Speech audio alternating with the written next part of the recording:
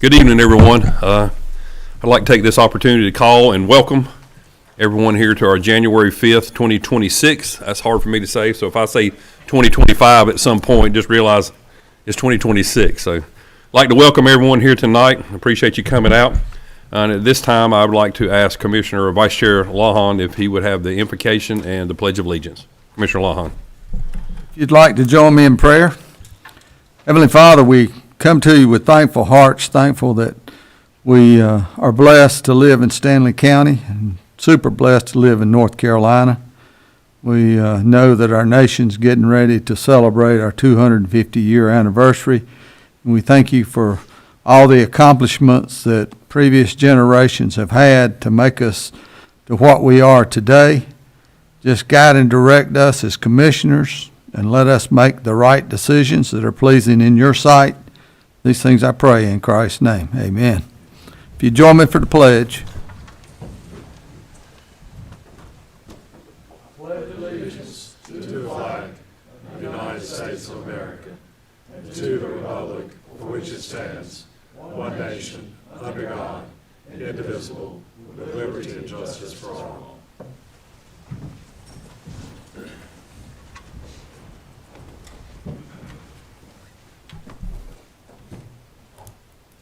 Thank you, Vice Chairman Lawhon. Certainly appreciate that. At this time, you have the agenda in front of you. I'd entertain a motion to approve the agenda or amend it. Mr. Chair, I make a motion to approve the agenda as presented. Commissioner King, motion. Second, Commissioner Hatley. Any discussion? All those in favor say aye. Aye. Opposed? Motion carries. Thank you, sir. Public comment. I didn't have anyone that signed up for public comment, but if there's anyone here that'd like to speak on public comment, speak now, forever hold your peace. All right, thank you. We'll move right along. Scheduled item. Item 6A, East Side Volunteer Fire Department Tax Exempt Financing and Public Hearing. Mr. Chairman, I'd like to recuse myself from that vote. All right. I entertain a motion to excuse Commissioner Lawhon. Commissioner Mills, have a second? Second. Commissioner Crump, all those in favor say aye. Opposed? Vice Chairman Lawhon is excused.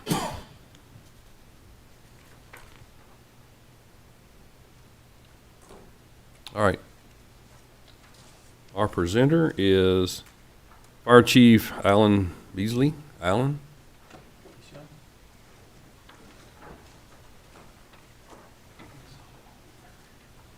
I think you have some other folks too if they want to come on up. We brought a crowd. Brought a crowd? I'm not sure about those two right there, but Yeah. Their picture looks really good in the post office. okay.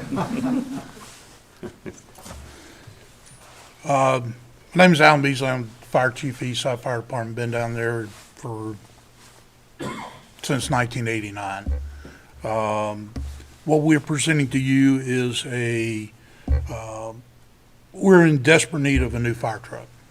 Okay, our newest fire truck right now is a 2006 model. If you go back and you look at the NFPA standards, the NFPA standards recommend that we rotate fire trucks every 20 years.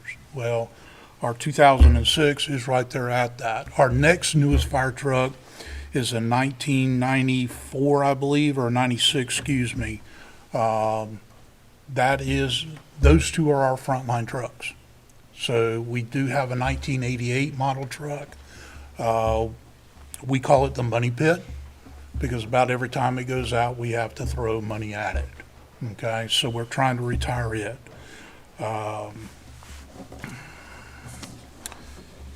Let's see.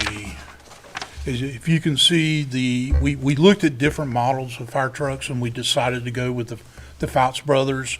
The Fouts Brothers is probably the most bang for the buck that for our rural community fire department. We looked at some, they were like $1.3, $1.4 million with a 36-month turnaround time. These Fouts Brothers, as you can see, were $643,000. So we're coming to you for, one of these low interest loans due to the fact not only do we have to purchase a new fire truck, but with the widening project of 2427, we were forced to build a new building. That was $2.2 million, I believe, somewhere around in that neighborhood. So, do y'all have any questions for me? Any questions for the chief? I just appreciate all y'all's hard work and Thank you. trying to make wise use of tax dollars. Y'all have done a very good job and Thank you. being diligent to look ahead and not be behind the 8 ball on this stuff. Yeah, And you have to go around all those curves down at the river. yes, sir. Two. Very much so. Very much so. Matter of fact, sometimes you can read your own license plate number.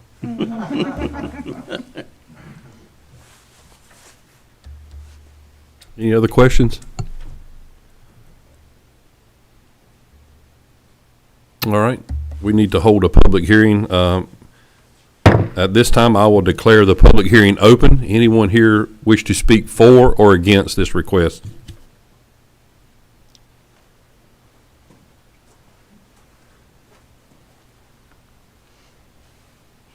Hearing none, I'll close the public hearing. All right, what's the pleasure of the board? Make a motion to approve the request for the new fire truck. All right, Commissioner Barbie? Second, Commissioner King. Any discussion? All those in favor say aye. Opposed? Motion carries. 6-0. Thank y'all very much. Thank y'all very much. Good luck. Thank y'all.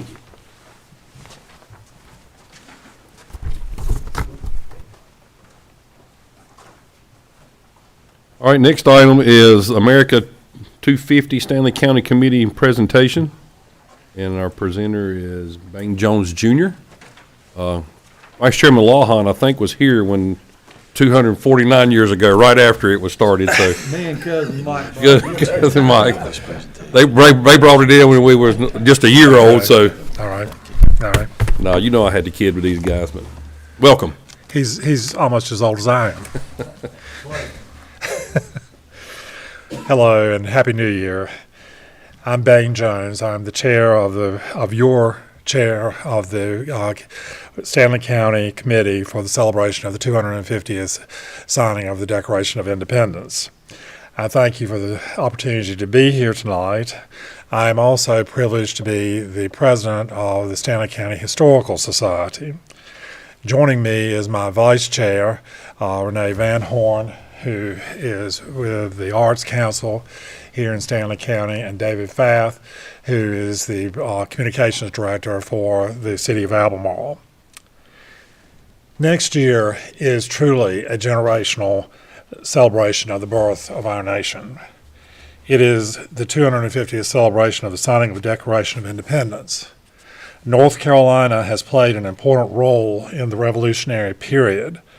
The Halifax Resolves and the Mecklenburg Declaration of Independence are two very significant documents that led to the Declaration of Independence.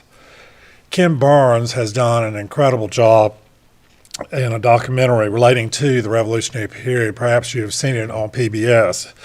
He states that the British were very apprehensive about sending troops into North Carolina until South Carolina could be totally secured. North Carolina has always had a very strong resolve. It has also had a very strong commitment to the nation at large. If you've not seen this particular documentary, I certainly commend it to you.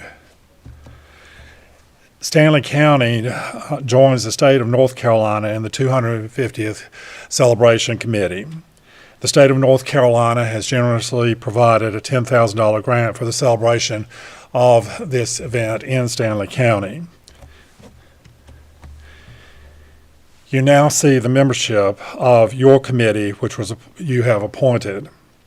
I am very fortunate to lead individuals from municipal governments, nonprofits, and other organizations across the county. Together, we have planned what we believe is a very joyous and also memorable birthday celebration for our county. With funds from the state and the Stanley County Historical Society, a number of major projects are coming. All school children in Stanley County participated in a program in which they submitted designs for banners that will be distributed across the county.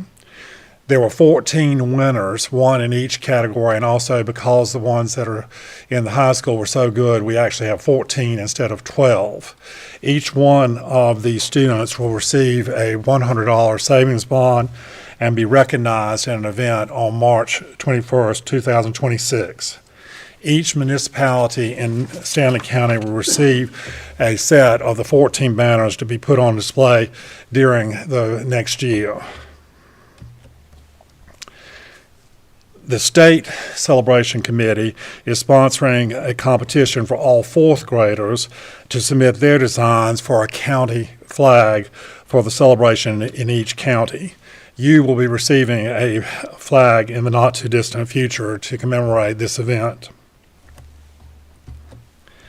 The Stanley County 250 Committee will plant a white oak tree in Liberty Park to commemorate this celebration. A sign will indicate that the tree was planted for this particular celebration, and in addition, there will be a number of trees that will be planted in western North Carolina. I know that may sound a little interesting in view of the fact that much of western North Carolina, of course, is covered with large forests, but as you're aware, Hurricane Helene destroyed many of the forests there, and these trees are going to be planted in order to help to rebuild those areas in the western part of the state. The Battle of Colson Mills, which occurred outside Norwood on July 21st, 1780, is Stanley County's contribution to the Revolutionary War effort. William Davidson, for whom Davidson County is named, led a large number of patriots against Loyalists at the fork of the PD and Rocky River, where Colson Mill was located. The patriots had small pieces of white cloth that were attached to their hats or to their clothing so that they would be able to distinguish each other. The Loyalists were so severely defeated that they fled, abandoning all of their property. Cornwallis did not send British troops through Stanley County as a result of these losses. 3,000 British troops and Loyalists lost their lives at the Battle of Colson Mills, the Battle of Ramsden Mill, and Guilford Courthouse. These confrontations led directly to Yorktown. The Mills brothers have been retained and have to paint and design a mural commemorating the Colson Mill battle, as you see on your monitor.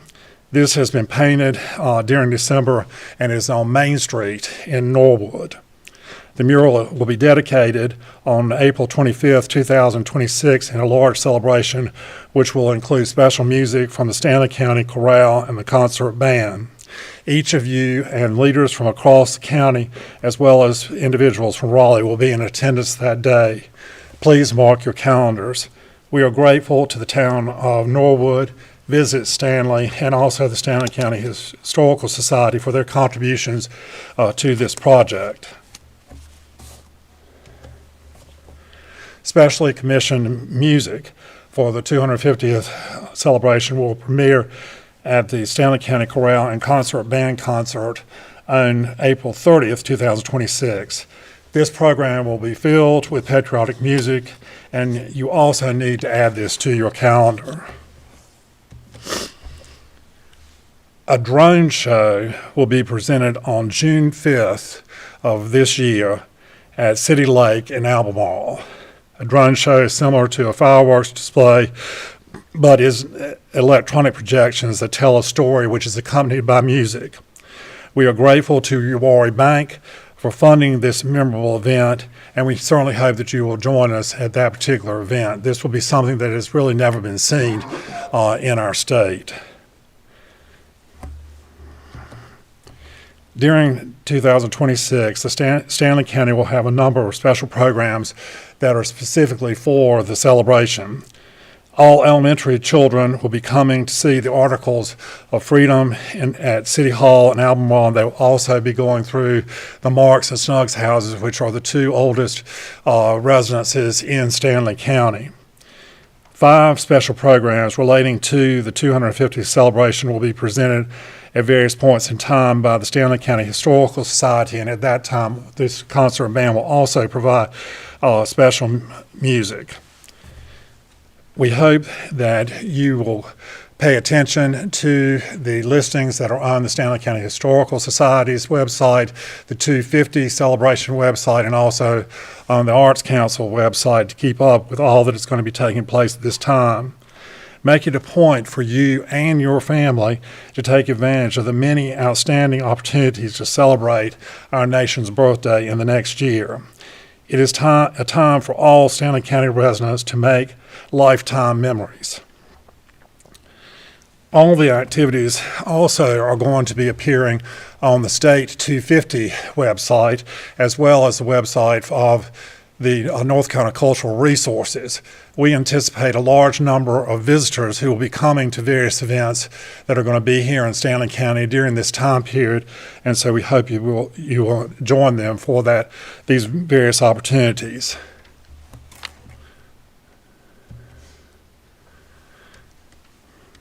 Here's what you may see in terms of a traveling exhibit that's going to be on display during this time period. I'm here tonight to ask you to support our efforts in regards to the drone show and the countywide events that are going to take place for all children and adults in our county. I'm here to ask you if you would please allocate $10,000 to help with these efforts. This will certainly be, as Mr. Lauren and I remember, in regards to 1776 and 1976. Those were very memorable times in which people from across the county were going to various things, and it's an opportunity for us to showcase the best parts of Stanley County. I hope that you will join us in these efforts. As always, great things are happening here, and I hope that you will join us in our effort. I want to again thank you for having me here this evening, and I'll be happy to answer any questions. Thank you, Mr. Jones. Any questions for Mr. Jones? Bane, will the Boy Scouts be involved in this? The Boy Scouts have not formally planned events that I am aware of. As you are aware, Troop 82 is in the process of renovating their building, and they have indicated in regards to honor guard and other things we may need at various events that they may be participating in those things, but that has not been finalized. We were in Boy Scouts together. We both were in Troop 29. The reenactment, I know at one time they had one at Agri-Civic Center and Colson's Mill. They have had it at various points in time in the past. Do they still do that? There's nothing scheduled that I'm aware of at this time. I've spoken to the Sons of the American Revolution and the Sons of the Revolution, and they certainly, I think, would like to do it. But as to it actually being scheduled, they traditionally have done it in July at the time that it occurred. But it's been several years since that has been done. Thank you. Any more questions? Thank you, Mr. Jones. We certainly appreciate it. Thank you.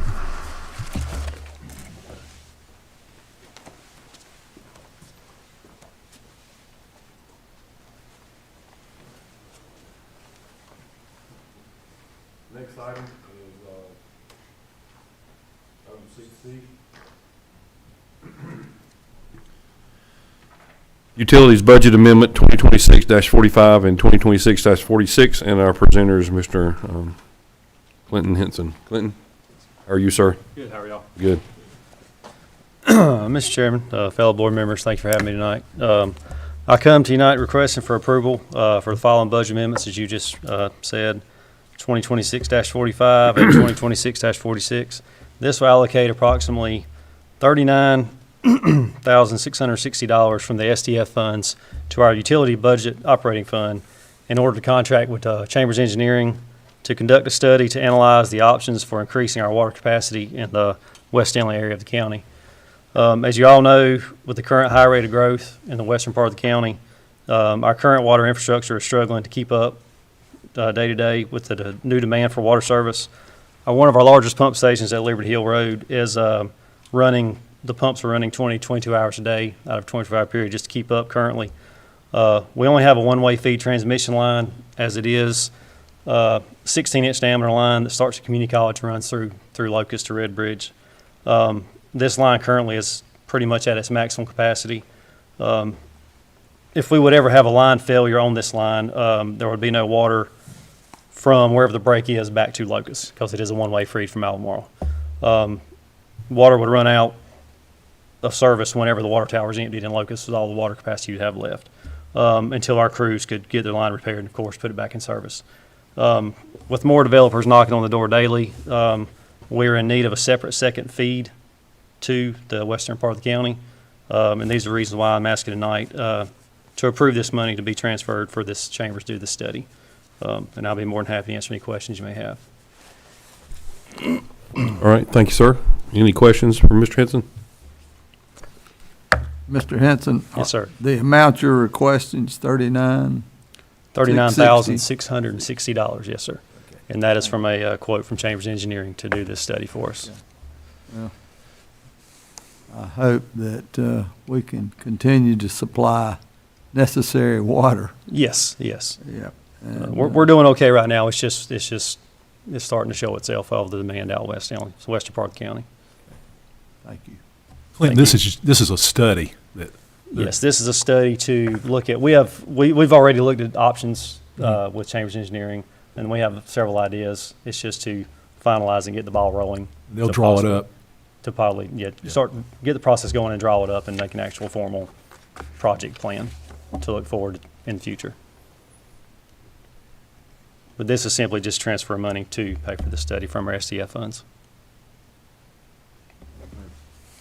I'm kind of confused. We just had a meeting with the Soil and Water Authority and was discussing water lines running across all of the county in certain areas. Mm-hmm. And I thought the study was pretty much done where we needed water lines and stuff. We just didn't have the. Well, that was for our Phase 4 project, which was, of course, the rural part of the county, rural areas. This was just we need a secondary feed. It would benefit that county greatly for all the future growth. We need just more water supply. I was thinking that was part of that, was to get a secondary water, because that was some of the discussion we had. It was part of the Phase 4 project, but with the amount of money that we were allowed from USDA, we've had to cut that part out. Well, I understand that, but now we got to have another study? No? Well, this is what we've come up with to have a study just so we could get that started, that process started, Yeah. to sending additional feed to the western part of the county.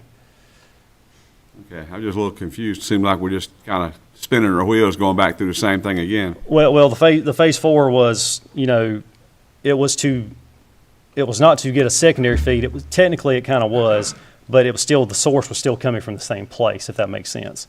This will be a sole secondary feed to go all the way to Locust and have a separate feed. That way, if something would happen to our main transmission line, we would still have a second feed in, and both would work together to supply more water to that area.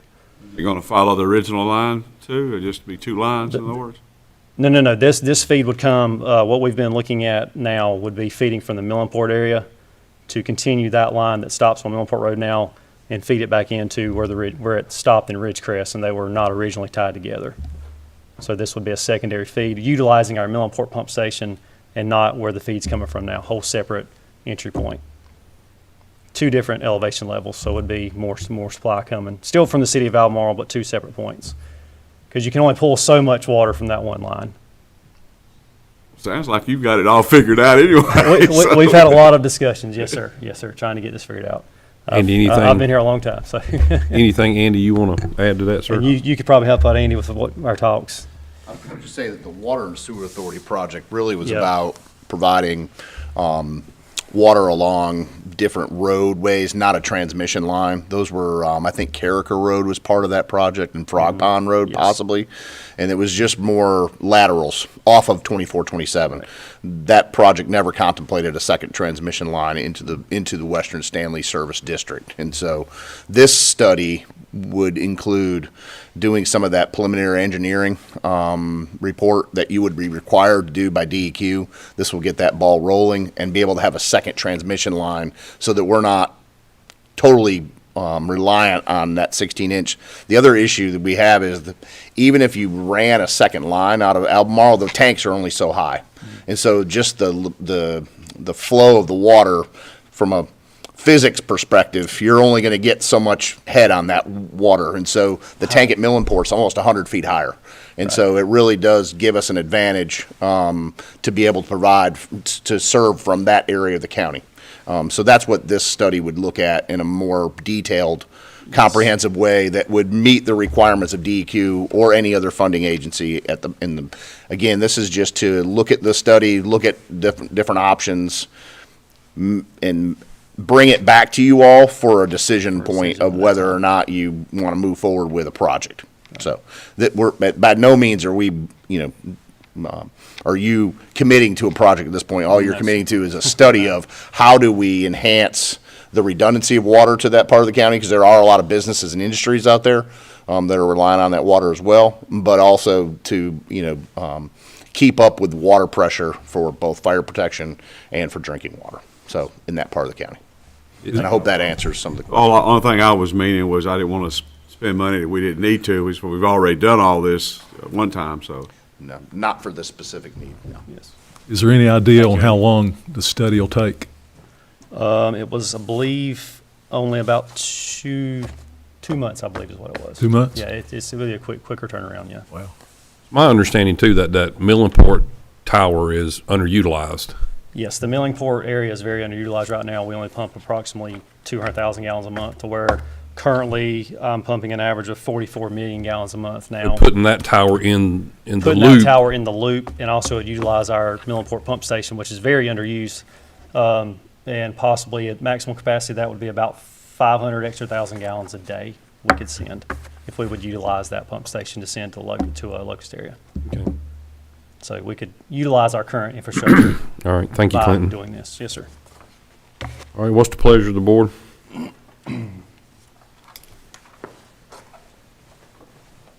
Chairman, I'll make a motion, we approve the $39,660 for the study.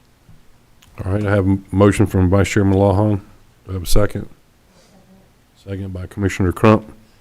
Any discussion? And all those funds are coming from the system development fees Yes, that sir. we utilized a couple of years ago. Yes, sir. All right, good.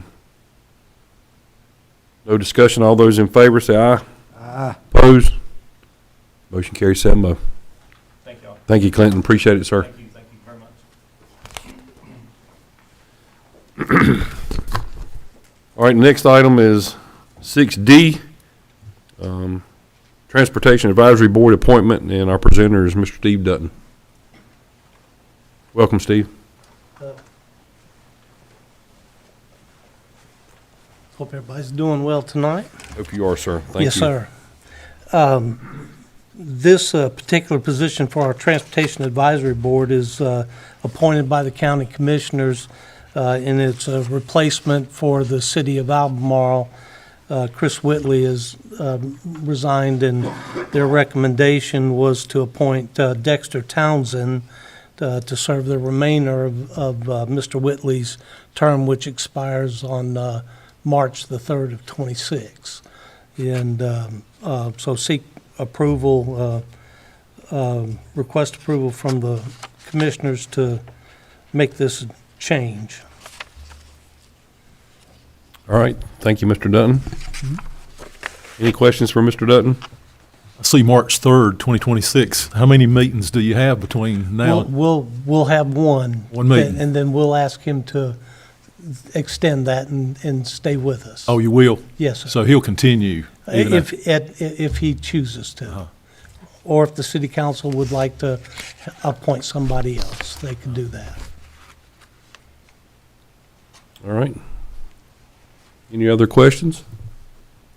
Hearing none, what's the pleasure of the board? Mr. Chairman, I'll make a motion that we approve that Dexter Townsend be appointed for the term that has, the remainder of Mr. Whitley's term. Okay. I have a motion from Commissioner Mills, second Commissioner Barbie. Any discussion? All those in favor say aye. Aye. Opposed? Motion carries 7-0. Thank Thank you, you. Steve. Appreciate it, sir. Yes, sir.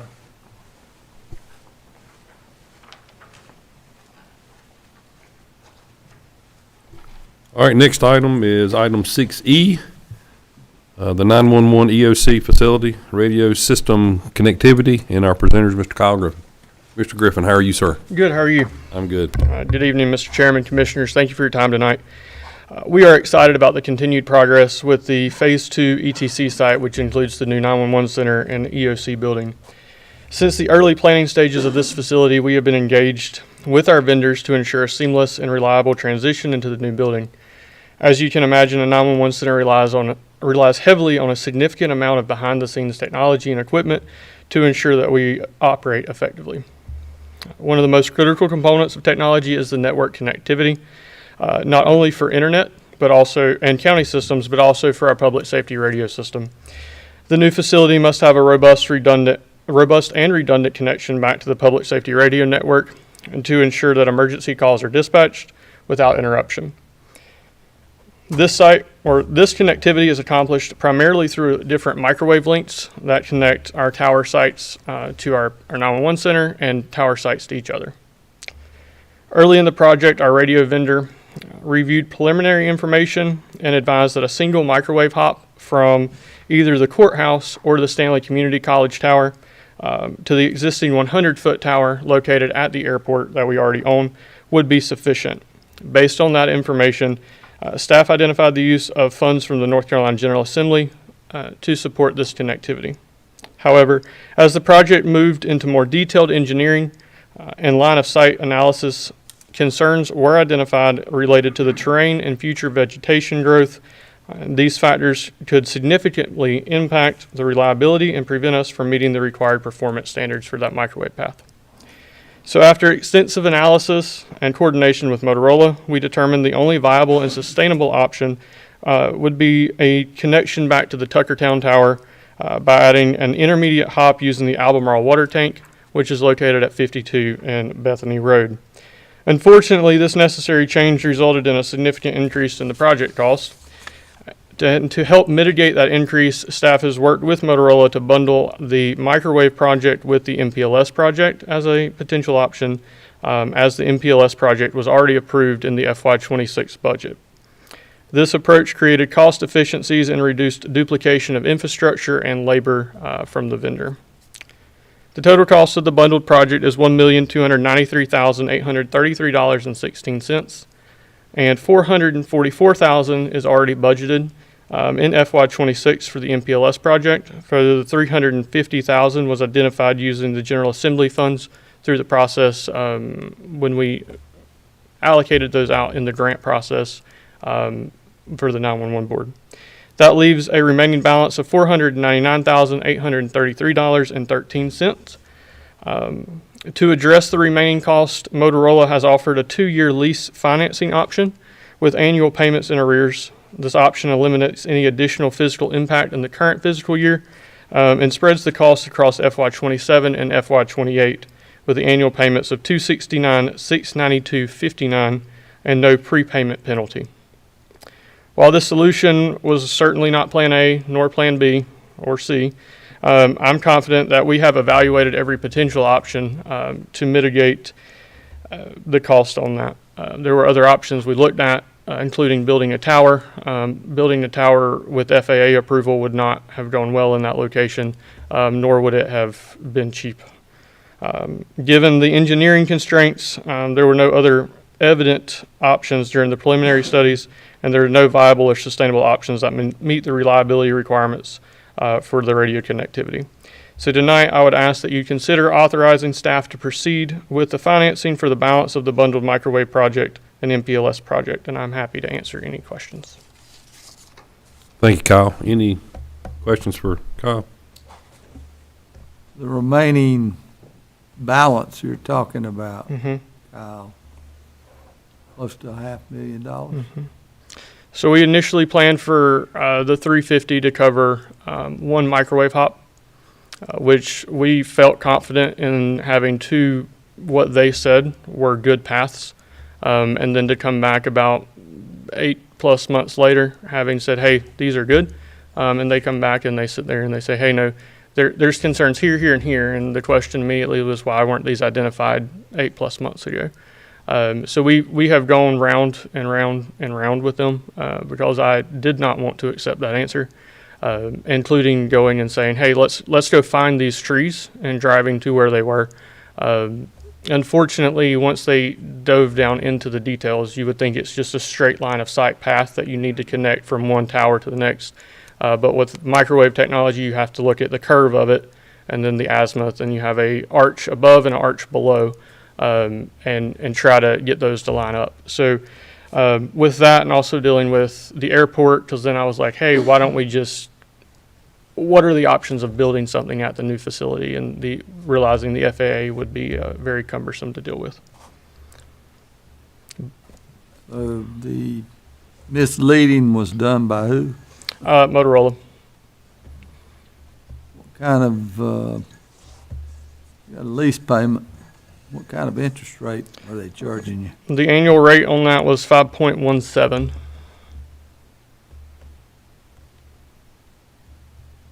Do we have any other companies out there other than Motorola for future projects that we could certainly consider instead of Motorola?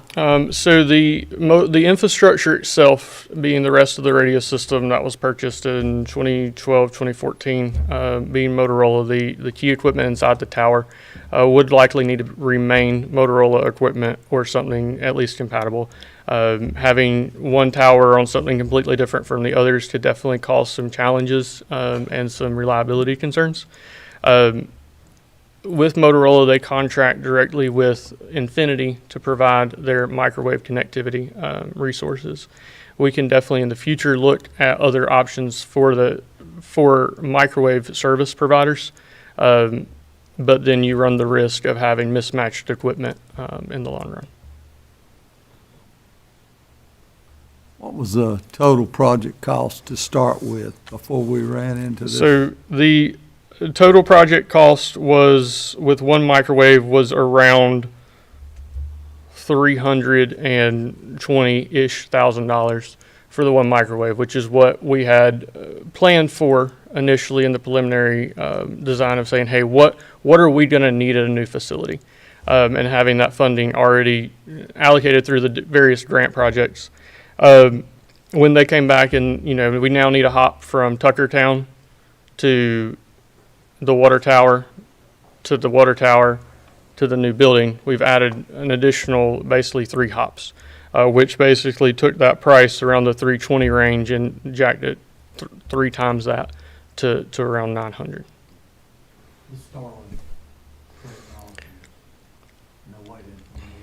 Not yet. Not yet. One day, I'd love to see that. Hopefully, before I retire in 22 years, we will be able to. You got a long way to go. Yeah, I do. We'll be able to knock that out. But we are using Starlink for redundancies in the phone system in some areas, as well as in the 911 center directly. We had an internet outage about 2 months ago, about 2 a.m.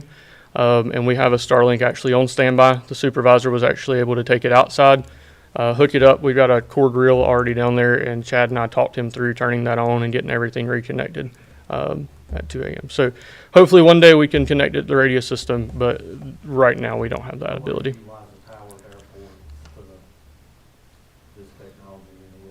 So we are utilizing the tower at the airport, the 100-foot or the air traffic control tower. No, so where the air traffic control tower sits, it's comparable to the 100-foot that the county already owns, which is on right beside that runway near the fuel farm and the hangar, not the runway. I'm sorry. using that, we have a direct link or a direct line of sight path to the new building. So that would cut that, and then you'd also be crossing the runway, which was a concern for a short microwave hop.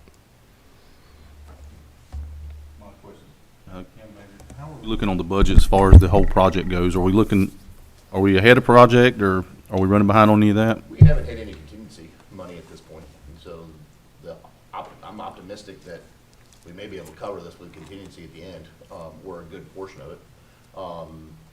But yeah, we're not trending, we're trending where we'll certainly be under budget at this point. We haven't experienced anything that's caused us to dip into the contingency funds that we have in the project. Is this something that's got to be decided tonight, or can we say just for retreat and get a little bit closer to see how we're looking on contingency money? Or? Yeah. Well, Man, we got any options? yeah, obviously this isn't gonna have any impact on your budget this year. It will impact future years. The hope would be that you'll have contingency money, or there'll be other funds that we'd be able to appropriate through growth revenue, or other projects that were one time, and we'd be able to transition those funds to help offset this. For instance, the $444,000, this one-time money in the MPLS project, those dollars could be used to almost pay the full price of this off and be done with it. So we could actually almost transition those dollars from this year's budget into next year's budget and really be done with the project and not have to really finance it over 2 years. We'd be able to almost pay the full price off next year. That would be the goal. Obviously, I don't know about the timing of it. I know that, those, you need to deal with sales folks at Motorola, those dates.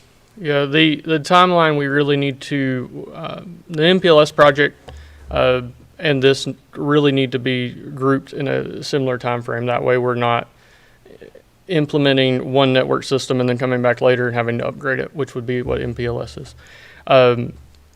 With the timeline of the new building, we do need to move forward rather soon on that to ensure the equipment is here and is installed, and then we're not going back and installing equipment after the building is CO'd and we're in it. And that way there's no delay in spinning up the 911 center, because without this there really will not be any microwave connectivity for the radio system, which would mean the consoles we wouldn't be able to key up from the consoles to dispatch calls. This is installing new equipment, Motorola, into the new center. Is that what you're? This is creating a network connection to the new center for the radio network. The consoles, the equipment, the backroom stuff, that is all, for the most part, have been taken care of with the grant funds from the 911 board. And I believe there's some with the General Assembly money, as well as the 911 board eligible expenditures that we can spend. So the money we got out of the 911 board is to cover a portion of the consoles that was ineligible to be paid out of the surcharge as a ETSF expense. What happens if you do nothing? If we do nothing, the building would open and we would not be able to transition the 911 center to Airport Road. We could answer calls, but we would not be able to utilize the radio to dispatch said calls. Any chance on grant money? The 911 board grant would not be an option. We could apply again for that. However, historically with them and even in their documentation, they don't pay for RF or for radio system connectivity. They pay for the radio consoles themselves, but the network in which they operate, they do not typically pay for. And I'm unsure of any other grant opportunities that would help with this, possibly UASI, but also that money it typically gets funneled more directly towards Charlotte for the UASI area. I'd like to ask a question about the microwave. This microwave is just shooting information from one tower to another? Yes, sir. It's not anything to do with the radio portion? So it is. So that's how the radios communicate. So when you key your radio up, it's connecting to one of our towers, right? So if you're in Locust and the officer is trying to talk to the deputy that is in Richfield, the officer in Locust keys up his radio, he hits the Locust tower, and then that tower communicates with all of the other towers in the county to basically retransmit his audio so the officer in Richfield can hear him. Is microwave the cheapest way to do this? Microwave is the most effective way to do this, and cheapest when you consider the length of it, the length of the equipment, right? We've had the microwaves on the towers, the initial 4 towers since 2014 timeframe. That was before my time. And we've had relatively few issues with those. The reason I'm asking this is microwave is old technology. Back in the 90s, we had big videos up showing blowing AT&T microwave towers up and going to fiber. Yeah. And so I can't believe that fiber would be more expensive than this, just connecting the tower shop. So fiber is good for short runs in a radio system. Fiber is good for short runs because you have to consider what's being transmitted across it, right? You don't, if we have, if a guy with a backhoe goes and cuts the fiber line, then you have basically taken our only ability to communicate and dispatch emergency calls via radio to our officers, which is why fiber is predominantly used only for backhauls and for redundant options instead of in radio systems instead of the primary mechanism. We've got fiber cables running several hundred miles, no problems. And so that's why. Yeah, and I get where you're coming from. It is not the industry standard is not fiber when it comes to the primary link, including like the entire state radio system it operates on a mix of both, but the primary means to to connect tower to tower back to the core is microwave, just because it eliminates the potential. You have a lot less to worry about as far as it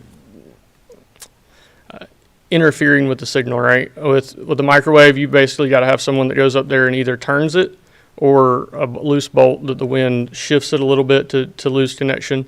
Versus fiber, someone digging a hole in the side of the road can cut the line. And I'll be honest, our 911 phones are connected via fiber to the state 911 phone system, and we have frequent issues with those, which is, we can reroute our calls elsewhere, but the ability to talk to our responders in the field, I would put at a much higher priority to make sure we can talk to them instead of relying on fiber as our initial connectivity mechanism. Have all options been researched? I other have, than this? I will assure you, I have tried every possible thing I can, every different avenue to avoid coming in asking y'all for this money to do this project. That was the last thing I wanted to do, the last thing I wanted to go to Andy's office and explain. In fact, I'm pretty sure I went back to Motorola at least 6 times and said, I'm not accepting this answer, I need something else.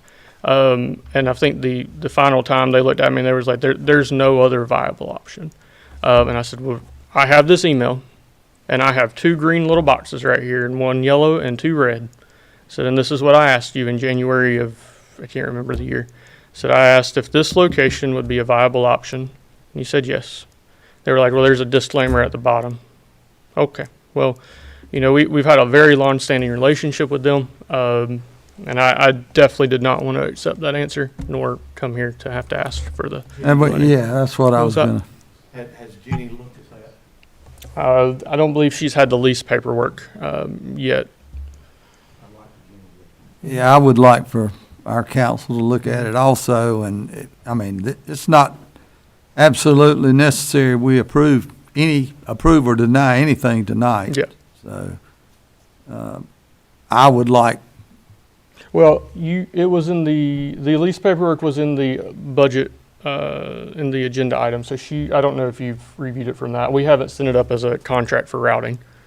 Jenny we wouldn't sign anything until Jenny reviewed it. So every contract and lease goes through Jenny's office. I guess Motorola does all these studies. It's not an outside independent agency doing this. Motorola saying, trust us. So, yeah, I don't trust them. So I typically go out. We're contracted with Mission Critical Partners to do the professional services and the grant tracking, as well as some technical responsibilities with the new building. as part of the grant from the 911 board. He is very meticulous and has gone through this and basically done his own independent study, which yielded the same results once you dive down deep in it. The preliminary results look good, and there was one section of trees that were the concern because there's already a microwave connection between the courthouse and the 100-foot tower that was used for broadband years ago. However, when I made that argument many, many times to them, I said, there's already a path here. I don't understand why this doesn't work. You're going to have to explain it to me. You're going to have to draw it out for me. You're going to have to prove this to me. When you increase the size of the microwave dish, there is not a viable path anymore because of that arch, upper and lower, in order to make connectivity. So with the azimuth and the arch on that, that is what kicks it out of being a viable option. We even looked at increasing the antenna height on the courthouse. We looked at putting a stick on the side of the building. We've looked at increasing the tower, putting a stick on top of the 100-foot tower out there. And none of those options got us any further down this process. I can't remember the name of the road. There's a cemetery. We thought about going and cutting them. It's on the south side of the cemetery right there. I can't remember what road it's at, but there's several areas as well as the terrain of how the courthouse is built up, but it's kind of like a bowl around it, that prevented that. You said you were limited on time. So the building and the time frame that we're moving forward, if we don't get the equipment ordered soon, we will end up with delays that could impact the 911 center moving into the What facility. would you call soon? I'd say within the next month or so, we need to be moving because once the equipment's ordered, it has to have time to get here. They have to have time to install it, and they'll be doing tower climbs on 3 different towers and then configuring that microwave connectivity. Is it possible to have a I know you're limited on time. Mm-hmm. Is it possible to have a Motorola? I can get our salesman here, or our pre-sales engineer, but they tend to dive very, very heavily into technical data, but we can do our best to explain. Hopefully a salesman would be able to explain. I mean, I would like to know more. That's a lot of money. Agreed. Agreed.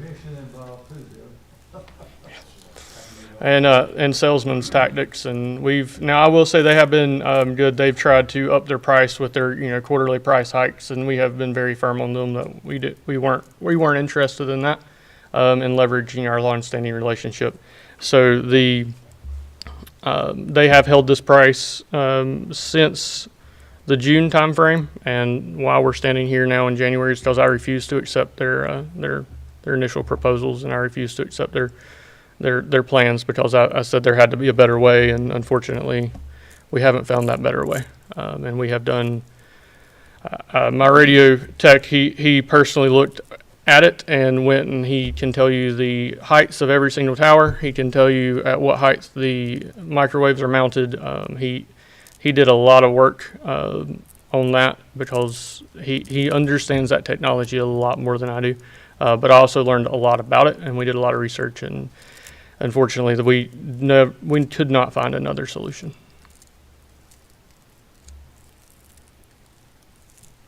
Our next meeting is January the 20th, Mm-hmm. which is in 2 weeks, Yeah. basically. Is that something you think that if the board would like, have that representative here and maybe explain and get some more information on that? Yeah. We can do that. Did I understand you to say you didn't fully trust the? So I don't trust salesmen in general, and I always trust but verify, right? So, they'll tell you, and Andy and I have had this conversation multiple times. Yeah, hey, you got to sign this deal by this date, or the price increases.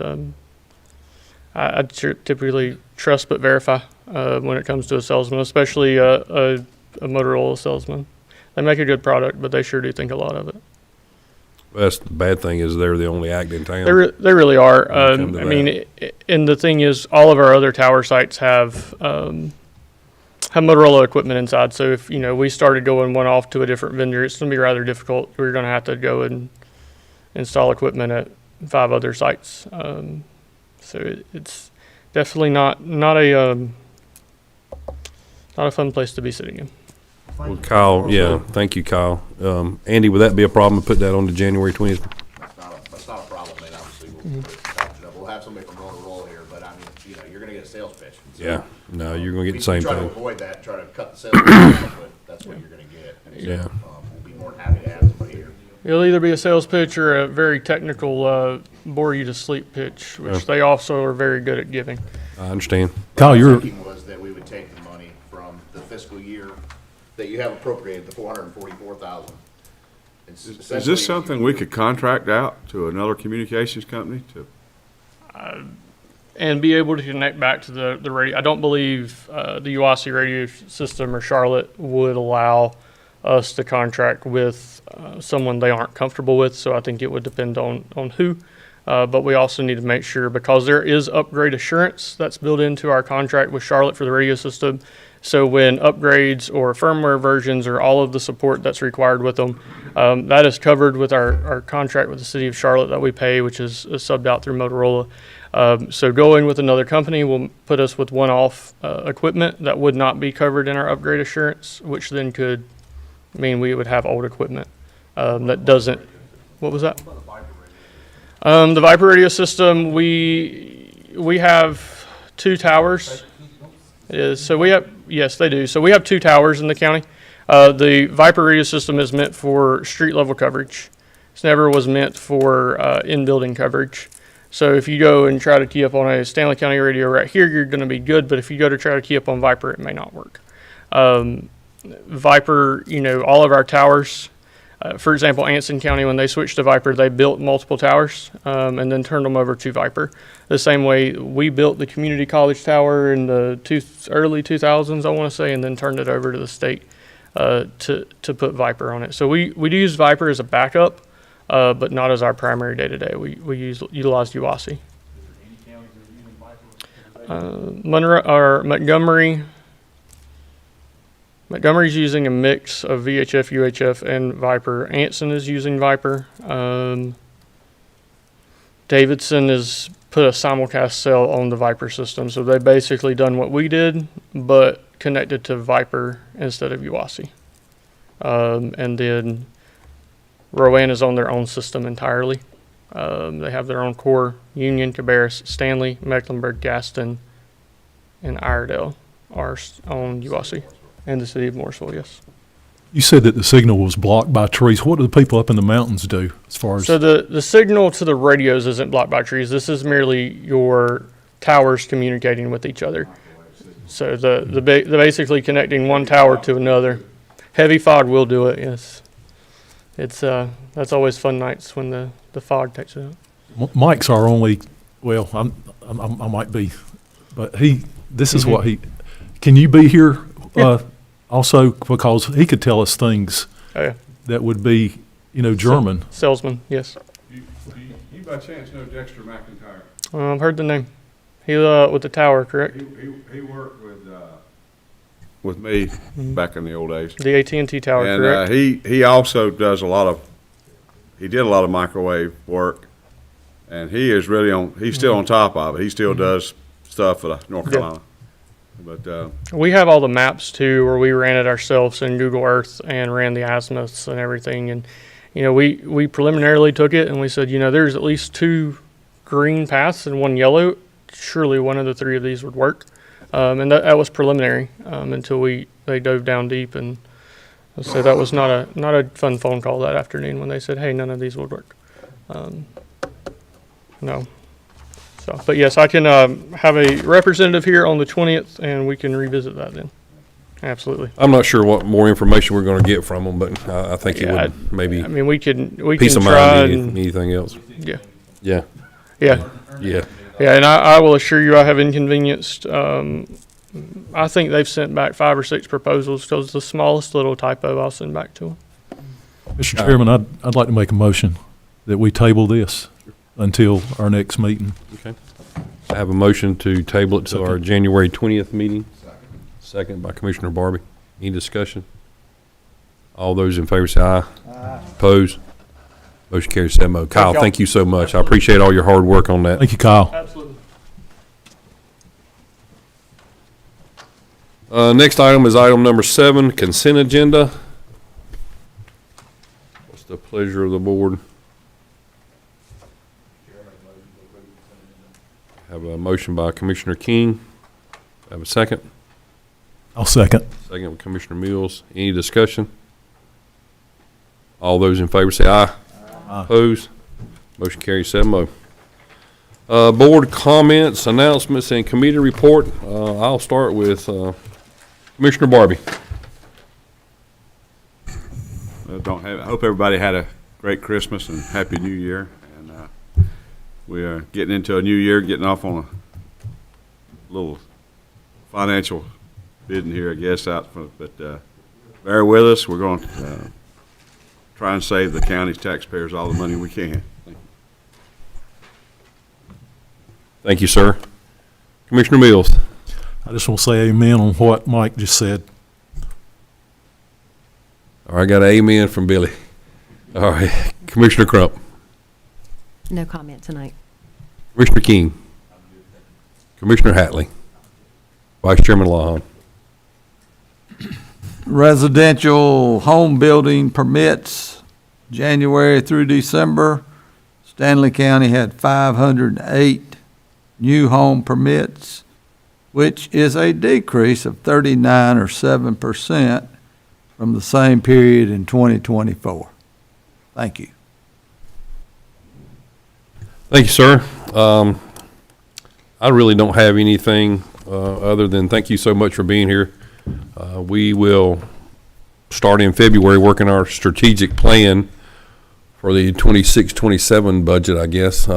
So those things roll around awful quick. So just want to thank everyone for being here. And our next meeting again is January the 20th. That's on a Tuesday because the county is off on Martin Luther King Day. So anyway, I would entertain a motion to adjourn. Motion by Commissioner Crump, second. Second by Commissioner King. All those in favor say aye. Opposed? Motion carries. Y'all have a good night.